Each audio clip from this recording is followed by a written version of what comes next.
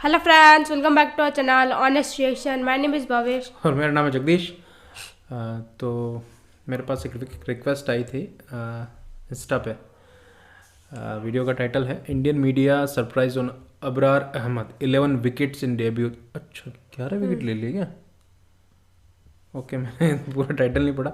अब अबरार अहमद के बारे में सुना कि कोई न्यू कमर है, और अभी पाकिस्तान और इंग्लैंड की जो टेस्ट सीरीज़ हुई थी उसमें अनफॉर्चुनेटली पाकिस्तान जीत नहीं पाया, पर चलो इस हार के पीछे भी एक जीत छुपी है। एक इतना अच्छा एक क्रिकेटर उनको मिला है ना, अबरार अहमद नाम है उनका। तो वीडियो शुरू करते हैं, देखते हैं कि बिल्कुल बिल्कुल मुझे पता नहीं अबरार अहमद के बारे में, ये भाऊ ने बताया मेरे को। तो वीडियो शुरू करते हैं, उसके बाद बताते हैं आपको। ओके, चालू करो, शुरू करो।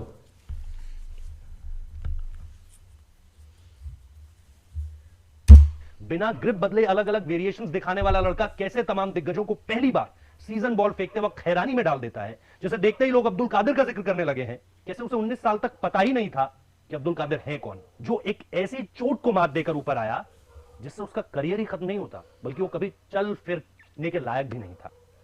सामने क्रम पाकिस्तानी मिस्ट्री स्पिनर अबरार अहमद ने पाकिस्तान के लिए एक ऐसा कारनामा सरंजाम दिया है जो इससे पहले पाकिस्तान के बड़े से बड़े स्पिनर्स भी अंजाम नहीं दे सके। अपनी पहली में 11 विकेट्स हासिल करके, और वो भी डेब्यू में, अबरार अहमद ने एक तारीखी कारनामा सरंजाम दिया है। और साथ ही साथ इंग्लैंड जैसी मजबूत बैटिंग लाइन, जिन्होंने दुनिया क्रिकेट में बेसबॉल जैसी इस्तेलाह इस्तेमाल करके क्रिकेट लवर्स खासकर टेस्ट मैच के शायकीन को हैरान परेशान कर दिया था कि क्या टेस्ट मैच का मुस्तकबिल ऐसा हो सकता है कि 3-4 दिनों में मैच खत्म कर दिया जाए। इंग्लैंड ने दूसरे मैच में भी यही सब कुछ करने की कोशिश की, लेकिन मिस्ट्री स्पिनर अबरार अहमद ने उन्हें न सिर्फ ये करने से रोका, बल्कि सस्ते में इंग्लैंड के तमाम खिलाड़ियों को पवेलियन की राह पहुंचाई है। अब 11 खिलाड़ी आउट करने के बाद दुनिया भर का मीडिया तो इस मिस्ट्री स्पिनर के बारे में बात कर रहा है, जो बॉल की ग्रिप चेंज किए बगैर 5 वेरिएशंस में बॉल करवा सकता है, जिसमें कैरम बॉल और गुगली समेत 5 मुख्तलिफ वेरिएशंस शामिल हैं। यही वजह है कि अभी तक इतनी ज्यादा रिसर्च करने के बावजूद भी इंग्लैंड की टीम और कोचिंग स्टाफ इस मिस्ट्री स्पिनर की कोई कमजोरी पकड़ने में नाकाम रहे हैं। लेकिन सबसे अहम बात यह है कि इस वक्त दुनिया भर के मीडिया के साथ साथ भारत का मीडिया भी इस मिस्ट्री स्पिनर की पूरी हिस्ट्री खंगाल कर ले आए हैं कि हाफिज कुरान होने के साथ साथ किस तरह मुश्किलात के बाद इस मकाम पर अबरार अहमद पहुंचे हैं कि इंग्लैंड जैसी टीम का इन्हें खेलना काफी मुश्किल दिखाई दे रहा है। भारतीय ये सवाल भी करते दिखाई दे रहे हैं कि हमारे प्लेयर्स, हमारे बॉलर्स इतनी मेहनत बॉलिंग पर क्यों नहीं करते, या फिर हमारे पास ऐसा कोचिंग स्टाफ क्यों नहीं है कि जो एक ट्रायल पर एक इतने जबरदस्त एक ही ग्रिप से 5 वेरिएशन वाले बॉलर्स को तलाश कर सके। आइए आपको लेकर चलते हैं और अबरार अहमद के 11 खिलाड़ी आउट करने पर भारतीय क्या तबसरा कर रहे हैं वो सुनाते हैं। साल था 2004 का, मुल्तान टेस्ट जारी था। सहवाग का बल्ला पहले दिन से ही आग उगल रहा था। फिर क्या पेसर और क्या स्पिनर। लेकिन यहां से कई कई 100 किलोमीटर दूर एबटाबाद के शिनकियारी गांव में एक 6 साल का लड़का अपने पिता को अपनी कमेंट्री से परेशान कर रहा था। 6 साल का बच्चा बता रहा था कि सकलेन मुश्ताक की गेंदबाजी में कहां गलती है और उन्हें वीरू को कहां गेंदबाजी करनी चाहिए। पिता बेटे की कमेंट्री से इतने परेशान हुए कि उन्होंने उसे दूसरे कमरे में बंद कर दिया। 2004 के बाद कट टू साल 2022, तारीख 9 दिसंबर, सहवाग के अंदाज में खेलने वाली इंग्लैंड की टीम को उसी बच्चे ने घुटनों पर ला दिया। 1, 2 या 3, 4 नहीं, बल्कि 7 विकेट लेकर। फर्क इतना है कि आज वो 24 साल का नौजवान है और उसके दोस्त उसे हैरी पॉटर कहते हैं। हम और आप उसे अबरार अहमद के नाम से जानते हैं, जिसमें सुनील नारेन को लेकर कमाल की दीवानगी दिखती है। बिना ग्रिप बदले अलग अलग वेरिएशंस दिखाने वाला लड़का कैसे तमाम दिग्गजों को पहली बार सीजन बॉल फेंकते वक्त हैरानी में डाल देता है। जैसे देखते ही लोग अब्दुल कादिर का जिक्र करने लगे हैं। कैसे उसे 19 साल तक पता ही नहीं था कि अब्दुल कादिर है कौन, जो एक ऐसी चोट को मात देकर ऊपर आया जिससे उसका करियर ही खत्म नहीं होता, बल्कि वो कभी चल फिरने के लायक भी नहीं था। तो शुरुआत ऐसे होती है कि अधिकतर बच्चों की तरह अबरार की क्रिकेट भी टेप बॉल से शुरू हुई और पहले 4 साल वो यही खेलते भी हैं। हालांकि उनकी अम्मी चाहती थी कि वो इस्लामिक साइंस की तालीम हासिल करें, लेकिन 9 साल की उम्र में मां की बात मानने के बाद वो कुछ वक्त बाद क्रिकेट को अहमियत देना शुरू करते हैं और इस सफर पर आगे बढ़ जाते हैं। यानी उन्हें आगे क्रिकेट ही खेलना था। इसके बाद कहानी में पहला बड़ा ट्विस्ट तब आता है जब अबरार को राशिद लतीफ एकेडमी में जारी ट्रायल्स का पता लगता है, जहां मोहम्मद मसरूर, पाकिस्तान के अंडर 19 कोच, अबरार की एक ही ग्रिप से अलग अलग वेरिएशंस देखकर हैरान थे। लड़का सेम ग्रिप से कैरम बॉल भी डाल रहा था, लेग स्पिन, गुगली, स्लाइडर, सारे वेरिएशंस डाल रहा था। जाहिर सी बात है कोई वेरिएशन रीड कर ही नहीं पा रहा था, और यह पहली बार था जब हार्ड बॉल से अबरार ने गेंद की थी। साल 2016 अबरार 53 विकेट लेते हैं जोनर अंडर 19 कराची में, और मसरूर साहब जो फील्डिंग कोच थे पाकिस्तान सुपर लीग में कराची किंग्स के, वो इस वीडियो को राशिद लतीफ को भेजते हैं, जो डायरेक्टर्स ऑफ क्रिकेट थे कराची किंग्स में। इसके बाद 2017, जिसे अंग्रेजी में कहते हैं कि Abrar became one of the emerging picks for Karachi in the PSL. पहले सीजन में ही Mickey Arthur, captain Kumar Sangakkara, Kieron Pollard, Chris Gayle, हर कोई इंप्रेस्ड था, क्योंकि पेशावर ज़ल्मी के खिलाफ जहां ओवन मॉर्गन ने 57 गेंदों में 80 रन की पारी खेली थी इसी टीम के अगेंस्ट, वहां अबरार 16 गेंदें डालते हैं ओवन मॉर्गन को और सिर्फ 17 रन देते हैं। तो करियर को अभी उड़ान मिल ही रही थी कि स्टेज 5 का स्ट्रेस फ्रैक्चर हिट करता है अबरार को और सीधे 2 साल के लिए अल्प विराम। कहने को अल्प विराम था, लेकिन इतना गंभीर था कि अबरार को पैरालिसिस तक हो सकता था। इस भयंकर चोट का मतलब था उम्मीदों का टूटना। लेकिन पिता ने कहा, तू पठान का बच्चा है, हिम्मत नहीं हार सकता। उन्होंने अपनी जिंदगी का संघर्ष बताया कि कैसे परिवार चलाने के लिए 20-20 घंटे दिन में टैक्सी चलाई है। पिता का एक एक शब्द बेटे को हर दिन नई ऊर्जा देता, लेकिन दुनिया थोड़ी दोनों बाहें खोलकर इनका इंतजार कर रही थी। पीएसएल 2021 में कोई खरीदारी ही नहीं, किसी ने की ही नहीं, यानी कोई खरीदार ही नहीं मिल रहा था और कोच मसरूर को यह सलाह आ रही थी कि अबरार को ऑफ स्पिनर बना दीजिए। इंग्लैंड की टीम हाल ही में विश्व कप से पहले जब 7 मैच की सीरीज के लिए पाकिस्तान आई तो अबरार को एक भी मैच खेलने का मौका नहीं दिया गया। लेकिन फिर आती है कायदे आजम ट्रॉफी, जहां 2022-23 सीजन में 21.95 की औसत से अबरार 43 विकेट लेते हैं। मत पूछिए कि दूसरा उनसे कितनी दूर था, क्योंकि इसका कोई फायदा नहीं। और फिर मुल्तान टेस्ट, किस्मत और अबरार की मुलाकात होती है। मेहनत साथ थी, स्किल साथ थी, कुछ कर गुजरना चाह रहा था ये लड़का, और इसीलिए जैसा अंग्रेजी में कहते हैं, सो रेस्ट एज दे से इज हिस्ट्री।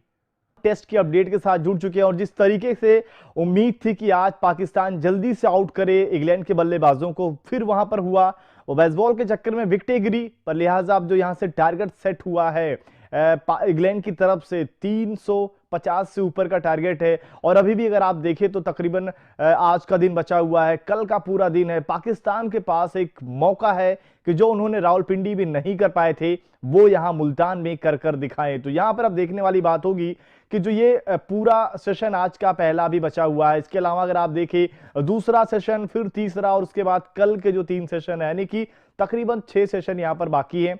और यहां पर पूरा मौका है पाकिस्तान के लिए कि मुकाबला जीते, पर एक बहुत जो मुश्किल चीज है ये है कि पिच की जो परिस्थिति है वो कहीं ना कहीं पाकिस्तान के खिलाफ जाएगी, क्योंकि अभी भी अगर आप देखें इमाम को लेकर भी, इमाम के हाथ में थोड़ी सी जो चोट लगी है वो स्कैन के लिए गए थे, तो ऐसे में क्या इमाम बल्लेबाजी करने आएंगे, ये भी अभी थोड़ा सा सस्पेंस रहेगा। इसके अलावा अगर आप देखें तो जो बॉलिंग हुई है, स्पिन ने आज विकेटें निकाली हैं, चाहे वह हम अबरार की बात करें, जाहिद की बात करें, और सबसे बड़ा सवाल यह भी रहेगा कि जो कुछ गलतियां जो हमने कई बार कही है कि बेसबॉल तो बहुत फायदेमंद है, पर ऐसे में 354 रन यहां पर जो टारगेट सेट किया है इंग्लैंड की टीम ने, शायद यह हो सकता था कि वो 400 भी जा सकते थे, 400 तकरीबन आप इस मुकाबले को सेव करते। पर अभी भी ऐसा टारगेट है कि एक तरीके से पिच पर 354 आसान नहीं है, पर अगर एक बल्लेबाज अच्छा चल गया, जो बाबर आजम, इसके अलावा 1-2 बल्लेबाज की अच्छी पारी आ जाती है, तो ये पाकिस्तान, ये जो रन चेज है ये पाकिस्तान से बाहर नहीं जाने वाला, ये मुकाबला पाकिस्तान इसको चेज कर सकता है।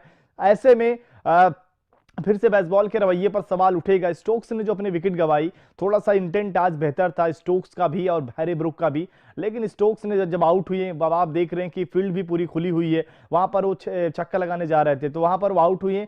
लेकिन जिस खिलाड़ी की तारीफ करनी पड़ेगी वो हैरी ब्रुक, जिन्होंने पिछले मुकाबले में डेब्यू किया था और वहां पर जिस तरीके से उन्होंने पहली पारी, दूसरी पारी में रन बनाए, यहां पर भी पहली पारी में जो उनका इंटेंट था बेहतरीन था। उसके अलावा फिर से शतक लगाया। लोगों ने सवाल भी उठाया था कि भाई हैरी ब्रुक तो बेसबॉल खेलते हैं, पर पिछले पारी में जिस तरीके से आउट हुए थे, लेकिन यहां पर आज का उनका इंटेंट देखिए, आज भी जिस तरीके से उन्होंने शुरुआत किया, लगातार खराब बॉलों पर उन्होंने चौके लगाए और शानदार तरीके से शतक लगाया। अगर आप उनका देखिए कैरियर का ये दूसरा मुकाबला, उनका एवरेज भी तकरीबन 90 से ऊपर का होगा और सबसे खास बात कि उनका स्ट्राइक रेट भी 90 से ऊपर ही होगा। तो ये मुकाबले का ये जो हाल है अभी तक का।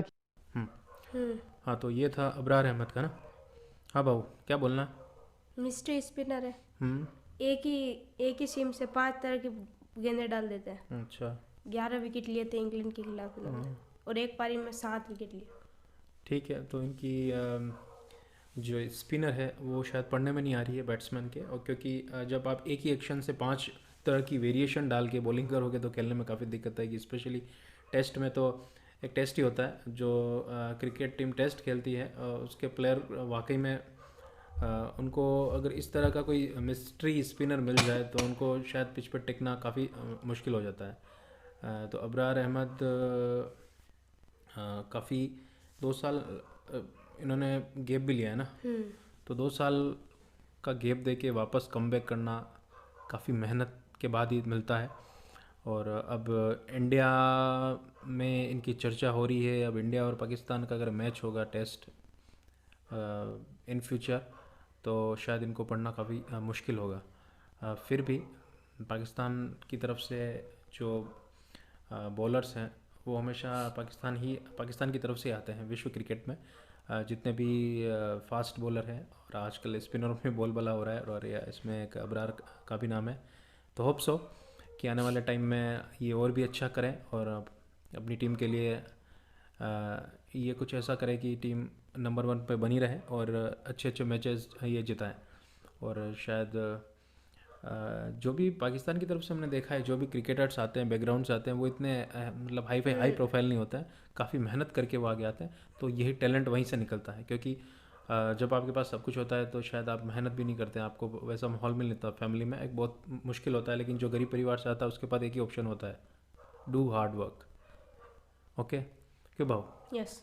तो ठीक है, और भी वीडियोस हों अबरार अहमद के, वो आप मुझे भेजिएगा, मेरी इंस्टा आईडी पे भेज सकते हैं। ये इनकी लाइफ के बारे में और भी कोई ऐसी जानकारी है जो शायद हमें देखनी चाहिए।